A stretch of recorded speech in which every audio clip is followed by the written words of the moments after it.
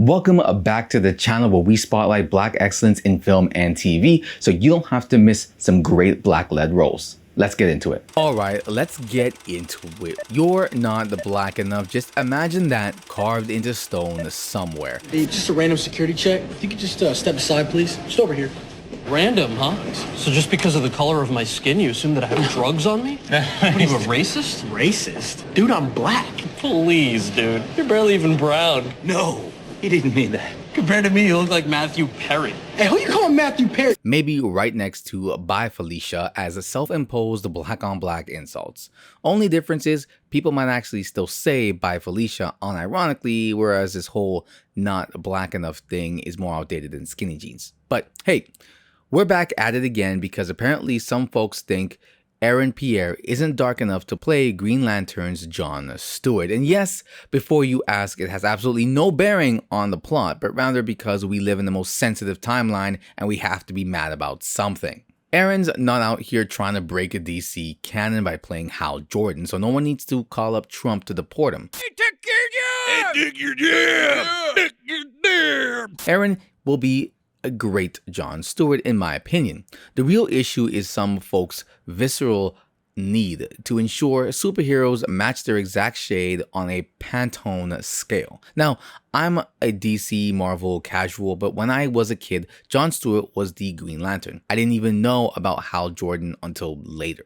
So here's the controversy for today. Some people think Aaron Pierre is too light-skinned to play John Stewart in the new HBO live-action series because, well, John Stewart's supposed to be darker. But let's be real. Does it actually matter? To me, it's like arguing about who's got the better Wi-Fi plan, just not the main event. Does it get the job done? Okay then.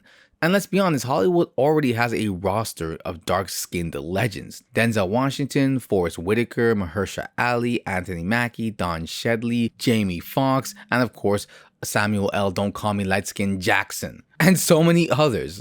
They're out here dominating the industry, so I'm pretty sure the existence of Aaron Pierre in this role won't upset the balance of the universe. I get it though, some people still remember Halle Berry as the way too light-skinned Storm. But hey, even that, the first choice was Angela Bassett, who would have been the original Storm if only Marvel had coughed up a little bit more cash. Between the studio and her agent, they couldn't come to a financially acceptable deal, so enter Halle Berry. So yeah, you could make a case that Hollywood thinks lighter shades sell better. Exhibit A, Zoe Saldana playing Nina Simone. And I think when it comes to biopics, they should probably steer closer to the actual character because, you know, it's a real freaking person. But versus a fictional character, which I have a little bit more leeway with.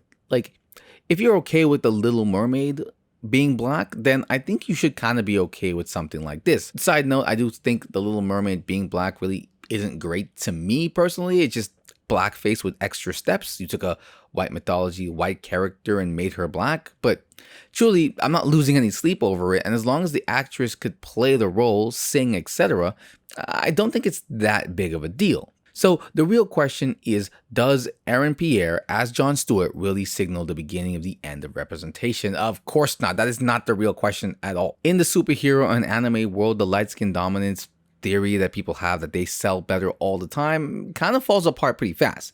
We've got Blade, Luke Cage, Static Shock, Miles Morales, and in anime you've got like stuff like Afro Samurai or Konami Tosin from Bleach, if you know that character.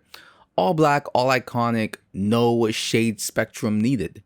So should skin tone match the characters one-to-one? If Aaron Pierre's acting chops are strong enough to bring John Stewart to life, then it's time to sit back, let the man do his thing.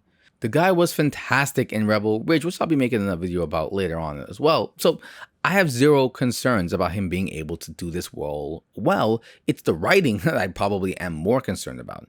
If they tried to cast someone like Justice Smith, then yeah, I might have had some questions, but not Aaron, and not for this one. And just to clarify, Pierre's not out here with a Will Smith-sized salary as well. He's an up-and-coming star. Hollywood's version of affordable. So DC snagged them up for John Stewart, hoping, you know, one, his acting will bring it in, his notoriety is growing, and maybe his popularity will also bring him in, but also because it would save them money, maybe versus somebody else. So hopefully he'll be able to carry the latest Green Lantern reboot out of the shadows of DC's and Marvel's, sort of never-ending cinematic dumpster fires. Let's hope it's better than The Flash or Justice League, which I didn't really like. Let's also hope the CG holds up as well. The whole Ryan Reynolds entire CG costume, not sure what was going on there. But these are the problems that they've got. Like, let's face it, DC has enough issues to fix on its universes without adding extra pigmentation onto the list. Pierre's a great actor, he's got the chops, and that's what should really matter. Besides, I'm personally rooting for my fellow light-skinned brother to land some heroic roles, instead of the token, sensitive, light-skinned guy all of the time. Alright, that's all I've got for today. What do you all think? Aaron Pierre, good choice or nah? Should they have gone with a darker toned actor, or are we overthinking it? Let me know in the comments down below. Like, comment, subscribe, share this out, and until next time.